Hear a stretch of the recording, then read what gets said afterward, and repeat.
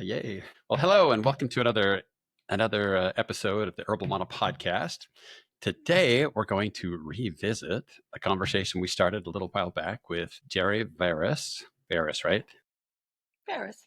All right. Last time we were talking about some of the yoga that you do Okay.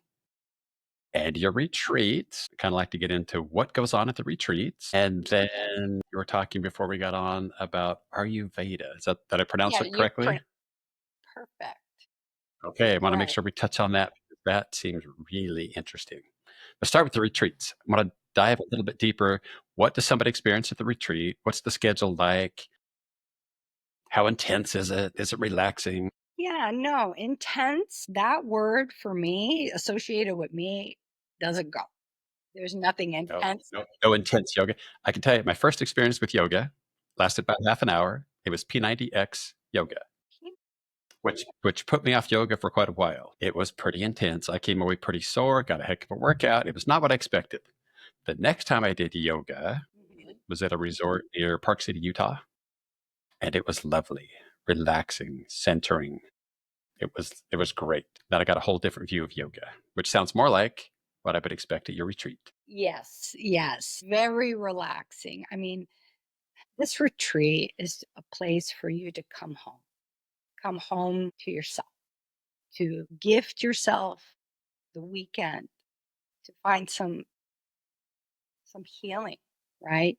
To just get out of the rat race, to get out of the chaos of social media and the news, and to totally detach and come to my home.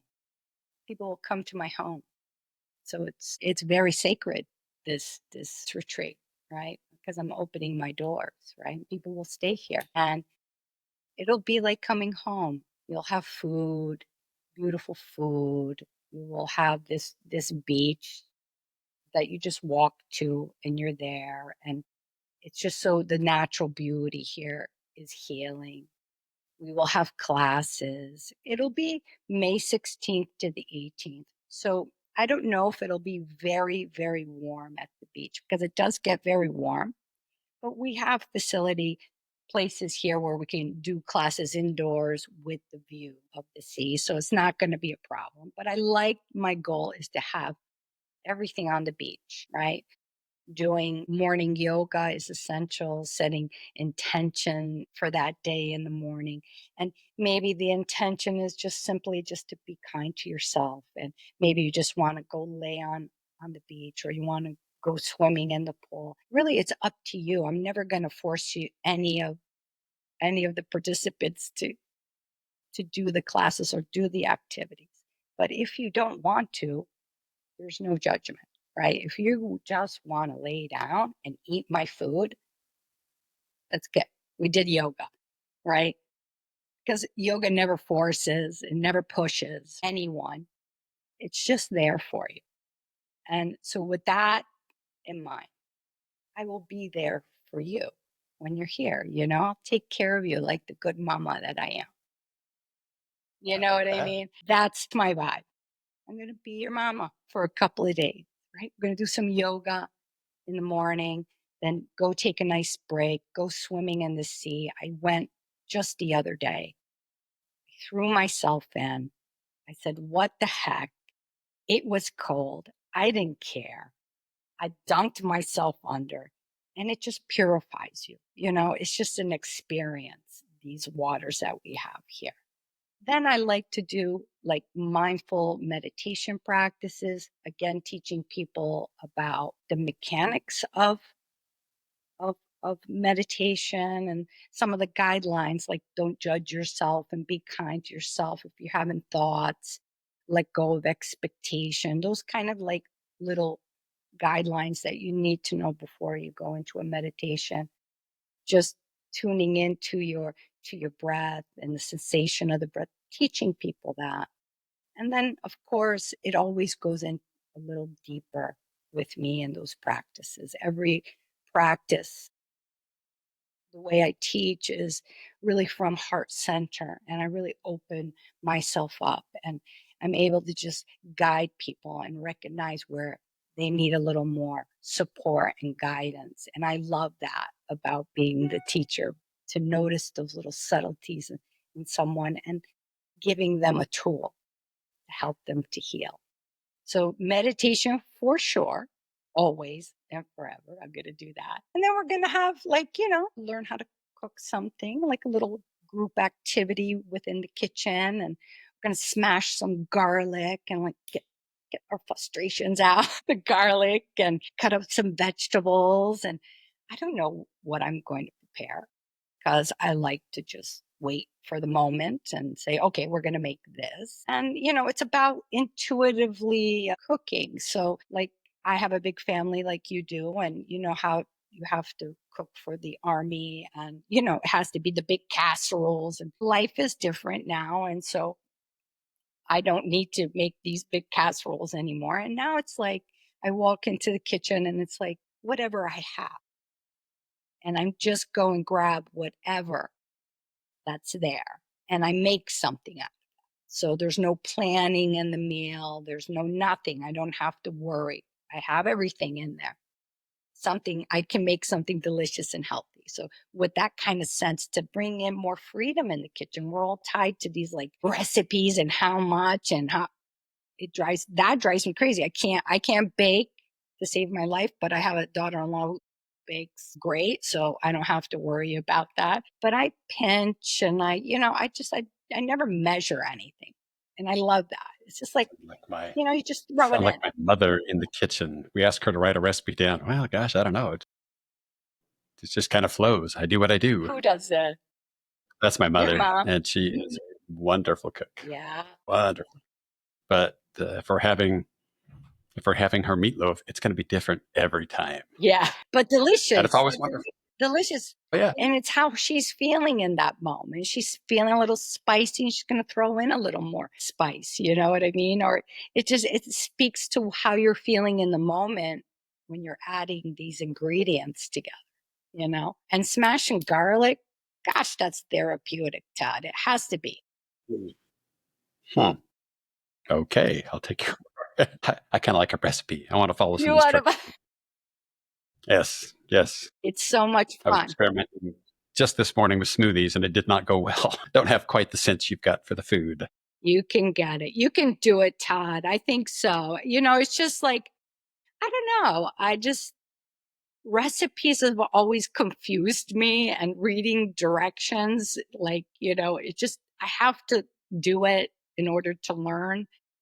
So, that's one thing that we'll do at the retreat is, have a night of cooking. And I like to do a bonfire, kind of a letting go, maybe the first night when you come in. And it's a beautiful place. It really is.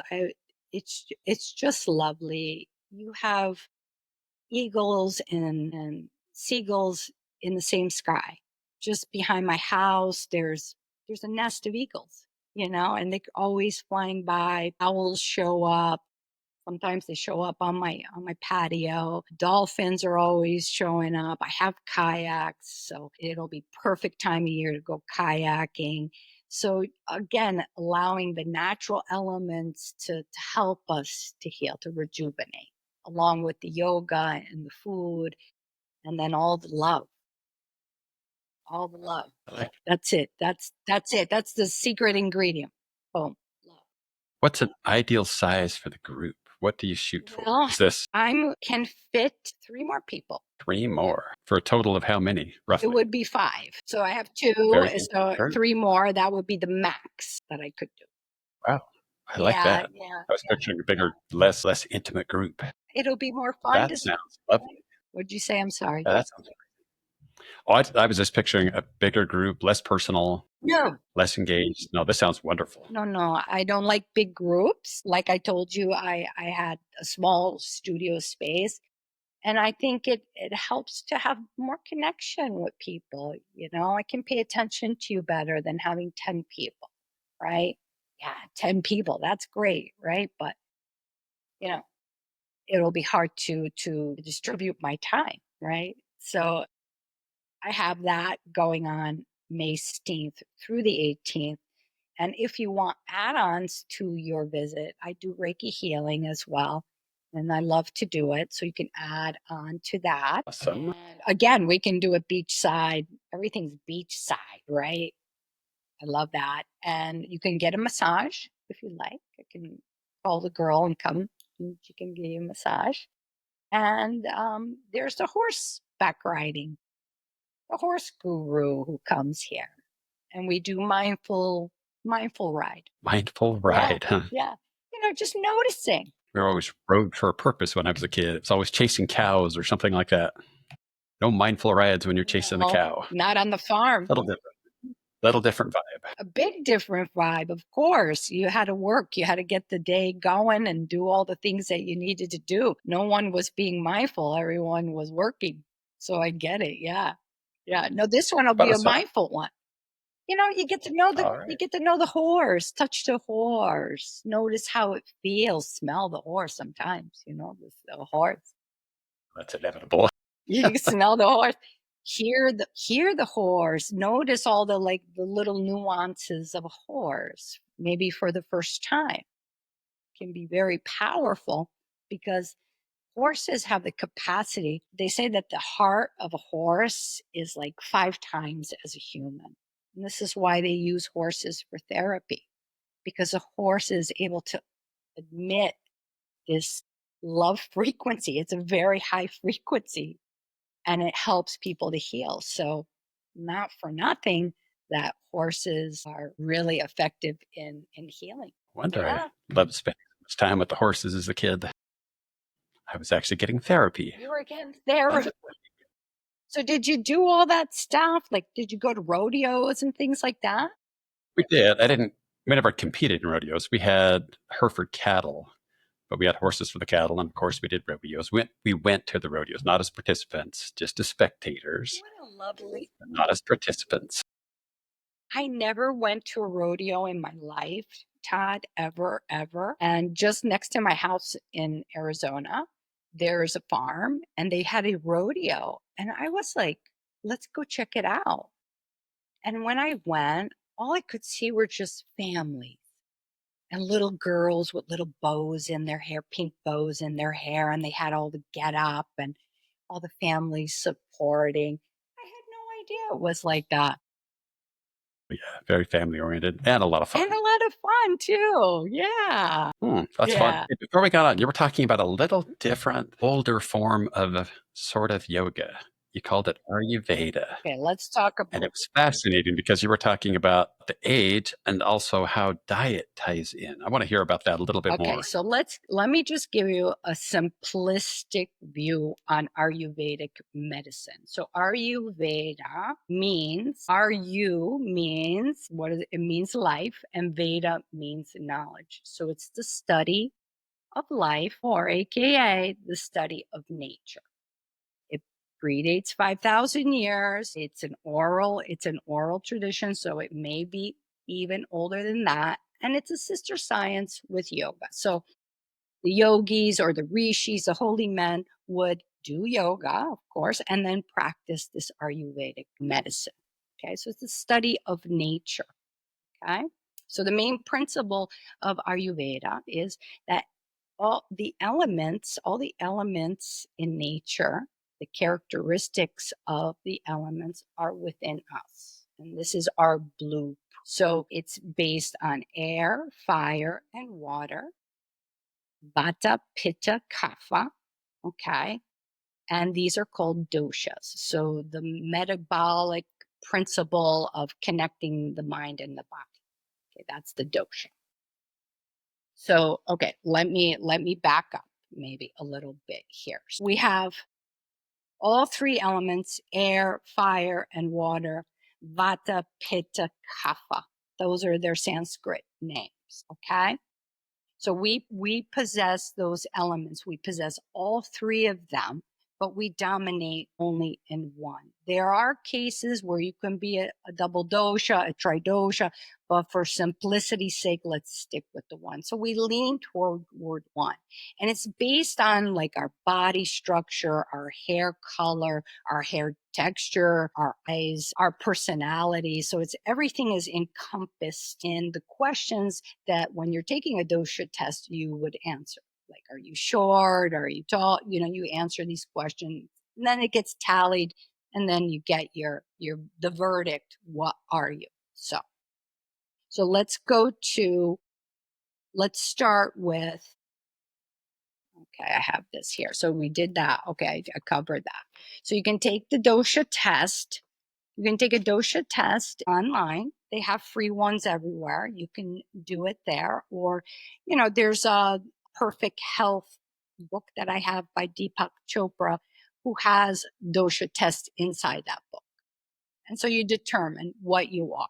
Okay. So a person air element, which is me. Okay. So the characteristics of air are light, cold, moving, right? Those are the characteristics of air. How does that show up in a person? What does it look like in a person? So again, a Vata personality has a light frame, right? It's a light frame, maybe brown to lighter hair, but usually maybe even like lanky, I want to say sometimes. Some Vatas are, okay? And Vatas are known for like skipping meals, prone to insomnia.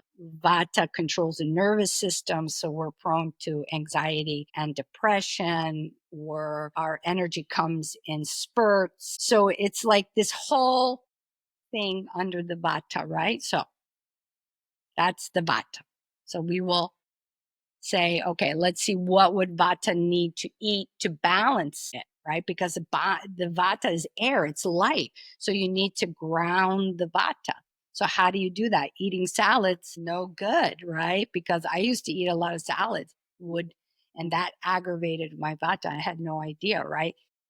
But one way to remedy the salads would be to have the salads be room temperature, right? And then, or even the vegetables room temperature, and then I could have it and put a lot of oil on it. So for me, I can put all the olive oil on as much as I want on a salad, because that's the olive oil is going to help to ground that element inside. Makes sense? Well, it does, especially finding the right approach for the diet and digestion. And digestion. Yep. That's right. Body is working. It doesn't create more stress. It actually creates the right kind of energy, the right kind of flow, the right kind of homeostasis, and for better, well, maybe not such a better word, but just the chill, the grounding that we're after.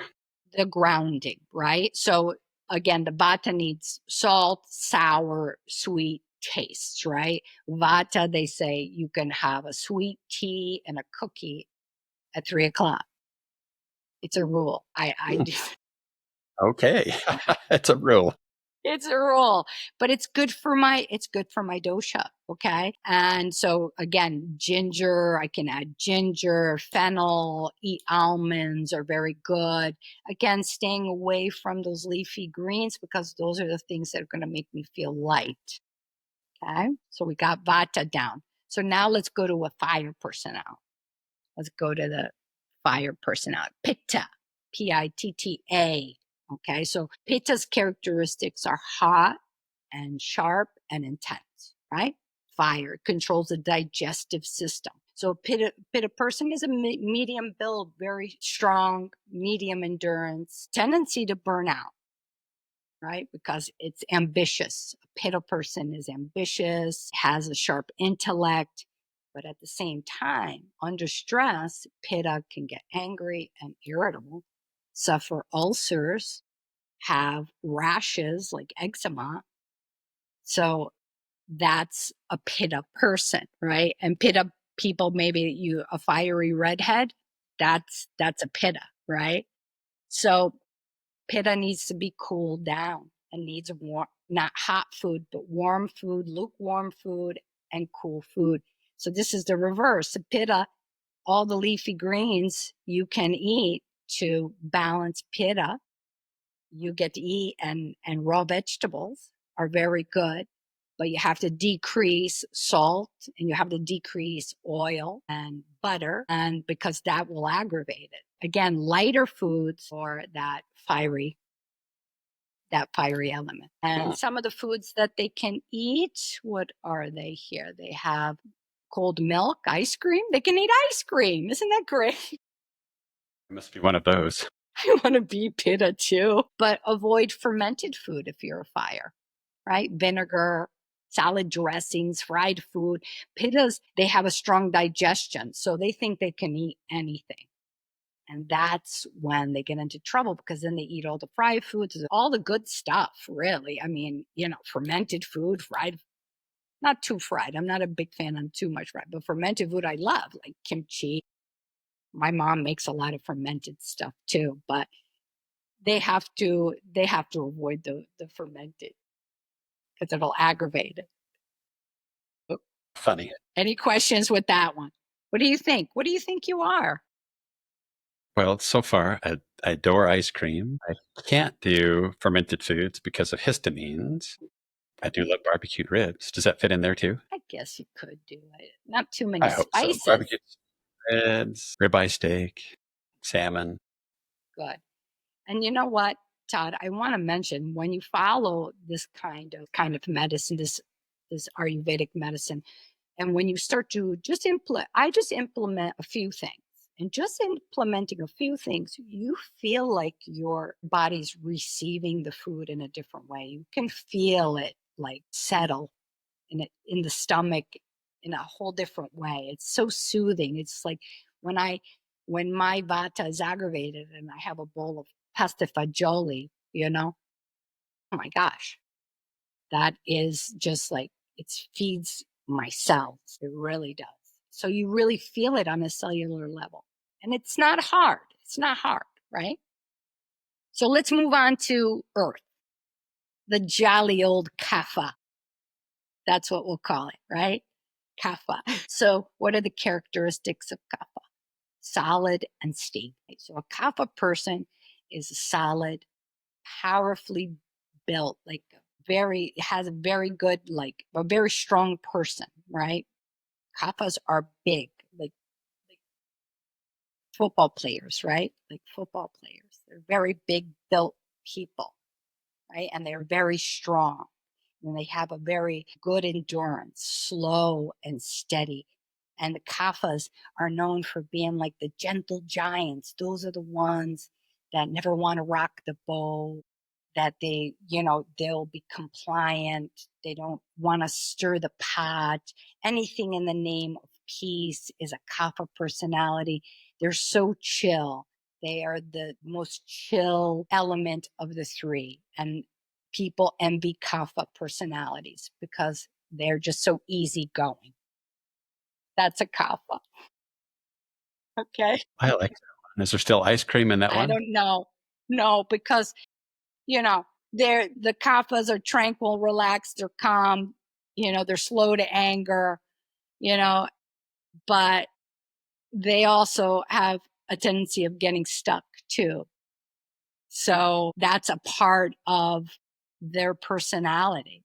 They have a slow digestion. They're prone to obesity.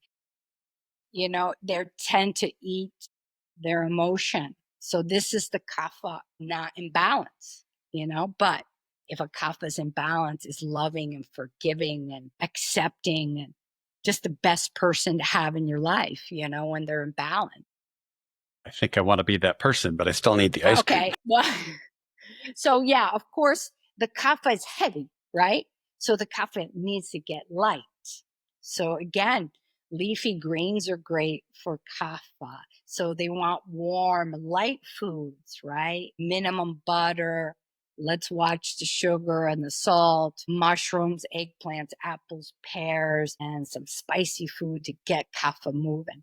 Yeah, like some cayenne pepper. Let's go. Let's get out of that rut, Kapha, right? So basically, these are just a few principles, right? A little guideline. You can take whatever I'm telling you, look it up online, do a dosha test, and then just start to implement just one or two things from the list that they give you. So for me, it was getting ghee. I don't know if you've ever used ghee. Have you ever used ghee? No? Not quite daily, but close. Oh, heavens, yes. Oh, yeah, it's a staple for us. You use ghee. Perfect. I love it. Okay. So yes, I use ghee. Ginger is very warming for me. Turmeric. I make a shake with that in the morning. Not a shake, but a drink, right? I just mix it with some chia seeds. And what else do I put in there? Some cayenne pepper, some black pepper. So, and I drink it. Black pepper, ginger, turmeric, those are all fantastic for chronic pain. They're great for chronic pain. They're great for chronic pain. Exactly. And digestion and your nervous system. That would be a great morning shot. It's I make a little thing, right? And I throw some like green proteins in there too, because when I wake up, like a Vata needs to always eat, and we're always skipping meals. So that's a good way for me, can get something in and then take the drink and I feel good, right? But what I wanted to touch about this system, and I only discovered the system when I was when I became a yoga teacher and I studied this, because they go hand in hand.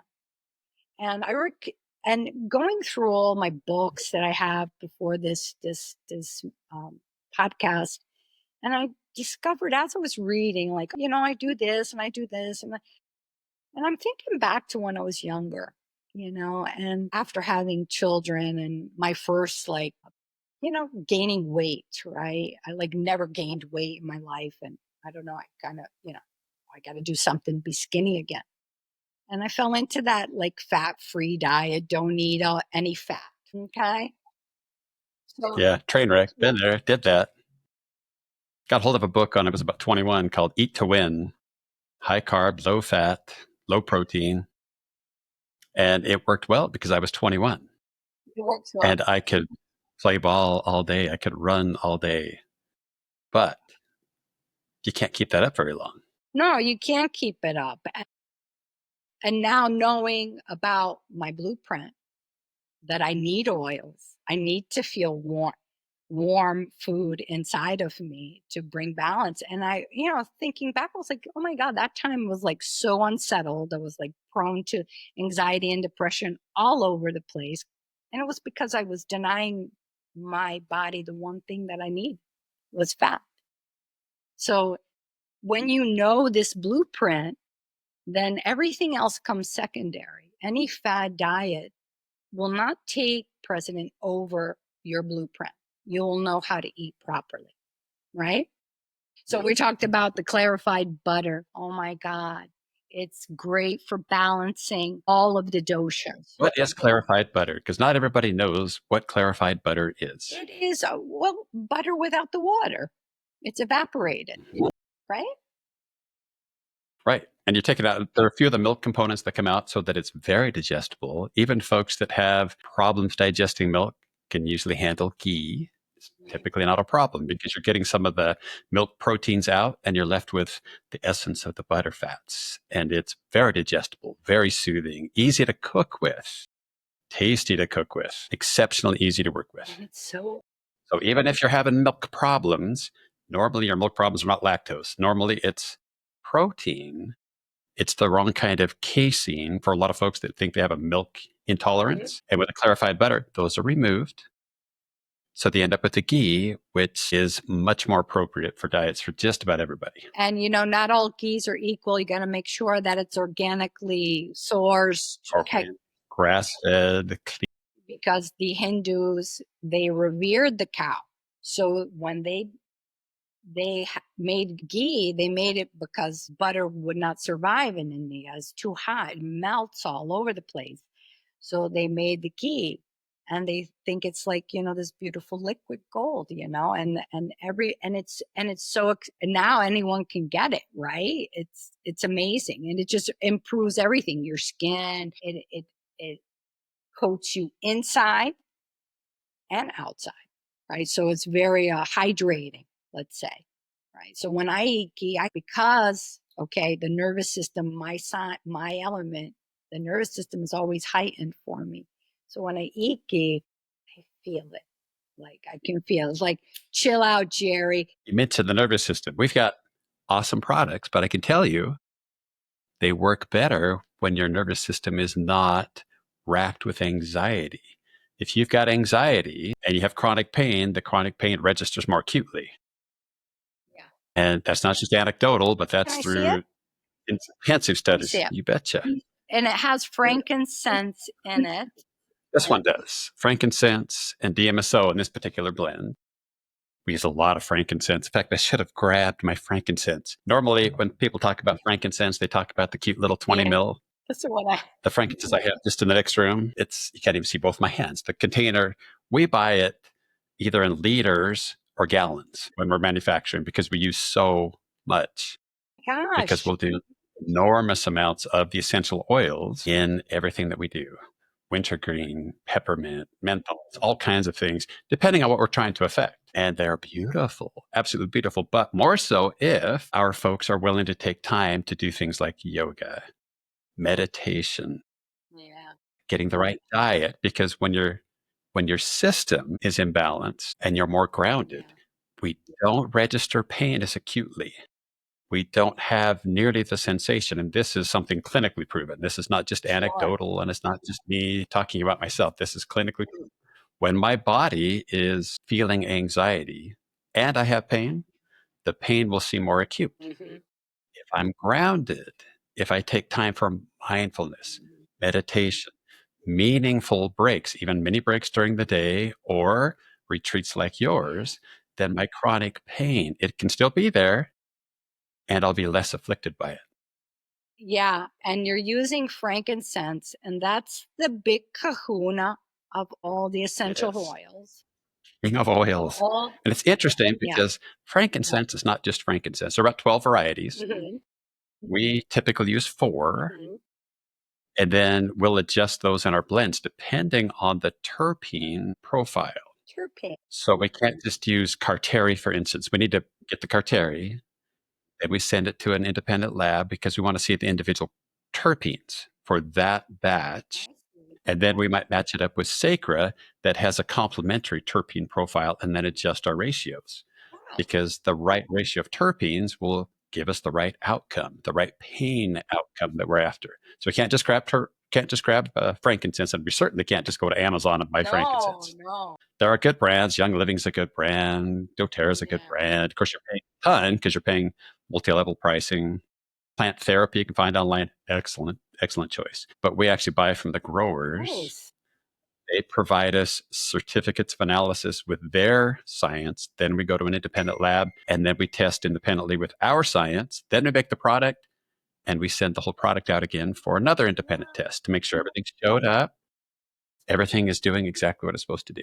And then, like you said, frankincense, magical. It is a magic wand. And, it breaks through the blood-brain barrier. It helps with PTSD, soldiers who are coming back. I've known a few yoga teachers who would work with this population of PTSD and use frankincense and seen very good results, seeing people heal. But yeah, we have all these stuff. And there's healing. Some folks get hung up on frankincense being anti-inflammatory, which it is, but it's also emotionally healing, very grounding. And if you've got depression, even seasonal depression, it's uplifting. It just really resets the mood, and it's wonderful. Topically, it's great. Diffused. In fact, I've got my little diffuser going right over there. Wonderful. And then we pair it with DMSO in our products because DMSO absorbs really well. It goes right through the skin into the underlying tissue. If you mix it with frankincense, it goes right through the skin into the underlying tissue.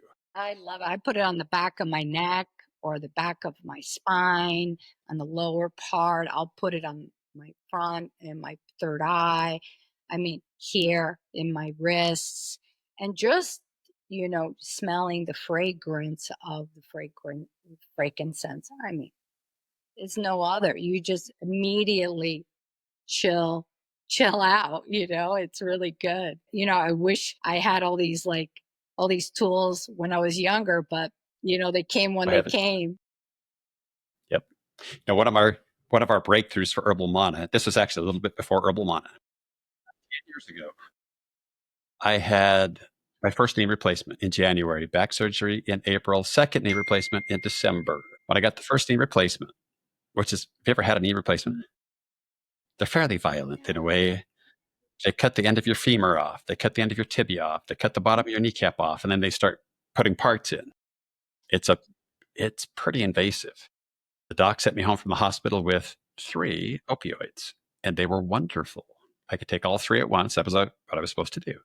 And I was pain free for about an hour. And then I couldn't take them again for about 5 more hours. Did that for a couple of days. Then my wife said, enough of this. We had a little bit of an intervention. She has a mixture of cream. She calls it her anti-aging cream, but it has helichrysum and 4 or 5 other oils. You'd rub that on my feet, and then frankincense, and then wintergreen. And I would get about 4 hours of relief, every bit as good as the opioid concoction, but for 4 hours. And then with essential oils, as soon as you feel like you need more, you apply more. You don't have to wait. It's not addictive like opioids. You're not damaging your GI tract like you do with a lot of those ingestible medications. It's magical. That was one of the precursors to our blends for Herbal Mana. Because finally, I was a believer. The light went on and all that stuff my wife had been preaching, I finally believed because I had enough pain and enough relief to know, golly, this is real. Pain will do that to you. Pain will do that. It will jostle you out of compliance. Even a thick-headed guy like me, I'll eventually get the message. And you're a little hard-headed, are you? Yes? Well, I'm a guy. That's part of the job description. I got one. I know. Guys, we tend to be a little less in tune, a little bit slower to understand the natural side. Yeah. But when we need it, man, you get breakthroughs. What do you think it is? Why do people have such a tendency not to believe in the natural remedies? Or are you seeing more of a trend? Well, a different trend. One of the problems is we get such extreme indoctrination from the time we're kids. If you have an ache or pain, you go to the doctor. If they say take a pill, you take a pill. We're taught not to question. Yeah. That's just part of our upbringing. It's part of culture. It's changing a little now. We've got a lot of good influencers. There are some wonderful sources for good information. Yeah. Currently, we also have somebody pretty good in the current Trump administration, I think is awesome. I love what Bobby Kennedy's up to. Yeah. I hope he moves as far as I think he can do just to get a cleaner food supply, maybe more dependable, more believable pharmaceuticals.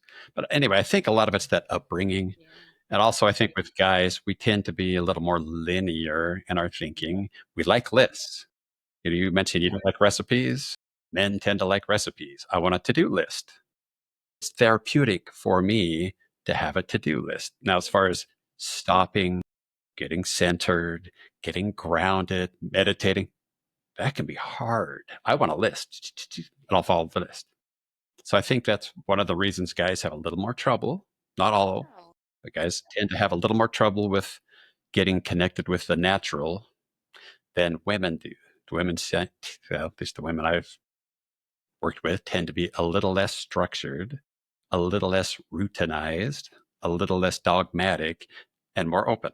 Yeah, it's our, special gift, right? Each sex has their own gift, right? And so that's one of ours, and it's okay not to be that way, right? We never want to beat ourselves up. As long as you know somebody that is. Because you say it helps you. It's therapeutic having lists. And so, okay, then do your lists. It makes you happy.